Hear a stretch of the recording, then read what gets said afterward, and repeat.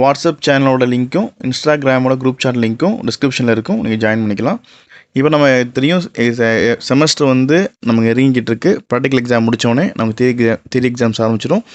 இதில் நம்ம பாசிசி வீடியோஸ் எல்லாமே அப்லோட் பண்ண போகிறோம். அதுக்கு முன்னாடி வந்து எப்போது மாதிரி நீங்கள் வந்து எந்த சப்ஜெக்ட் உங்களுக்கு ஃபஸ்ட்டு வேணும், அது ப்ரியாரிட்டி இருக்கும் இல்லையா, அது கொடுத்தீங்க அப்படின்னா கமெண்ட்டில் சொன்னீங்க அப்படின்னா எந்த சப்ஜெக்ட்டுக்கு அதிகமான கமெண்ட்ஸ் வந்திருக்கோ அந்த சப்ஜெக்ட் நம்ம ஃபஸ்ட்டு அப்லோட் பண்ண போகிறோம். ஸோ நீங்கள் கமெண்ட்டில் வந்து சப்ஜெக்ட் சொல்லும்போது கம்பல்சரி நீங்கள் வந்து சப்ஜெக்ட் கோட் சொல்லணும். இப்போ சப்ஜெக்ட் கோட் எக்ஸாம்பிளுக்கு ME3411 சப்ஜெக்ட் கோட் எக்ஸாம்பிள் வச்சுக்குவோம்.